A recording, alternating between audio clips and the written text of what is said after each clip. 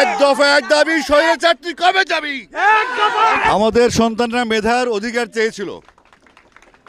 চেয়েছিল মেধার ভিত্তিতে তাদের কর্মসংস্থান, তাদের পড়াশোনা, তাদের সব কিছু হোক।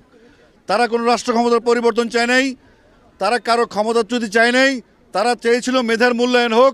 সেই মেধার মূল্যায়ন চাইতে গিয়ে যদি আমাদের সন্তানরা বুলেটবিদ্ধ হয়, প্রকাশে দিনে রাতে হেলিকপ্টারে করে এদিকে সেদিকে যে কোনোভাবে আমাদের সন্তানকে হত্যা করা হয়েছে, শিশুদেরকে হত্যা করা হয়েছে, নিরাপরাধ মানুষকে হত্যা করা হয়েছে, নিরাপরাধ ঘরের মধ্যে বসে থাকে বউ যারা পরিবার আছে তাদেরকে হত্যা করে, ছোটো ছোটো শিশু যারা অবুঝমান পৃথিবীর আলো দেখে তাদেরকে হত্যা করেছে।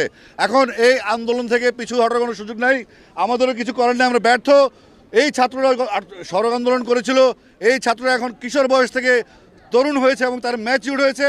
আমরা কোনো কিছু সিদ্ধান্ত নিব না, আমরা তাদের অনুগত হয়ে তাদের হুকুম মতো আমরা কাজ করব। এবং আমি বিশ্বাস করি যেই প্রজন্ম জেগে উঠেছে, এই প্রজন্ম হারার জন্য জন্ম হয়নি এবং এই প্রজন্ম হারবে না। আমি আমার ছেলেকে নিয়ে এসেছি, আমার ছেলেকে আমি সঙ্গে করে নিয়ে এসেছি। আসো, সে নর্থ সাউথ ইউনিভার্সিটি ওয়েট করলে আমি লন্ডন থেকে আজকে আসছি, দিয়ে দিলাম। তোমরা গুলি করো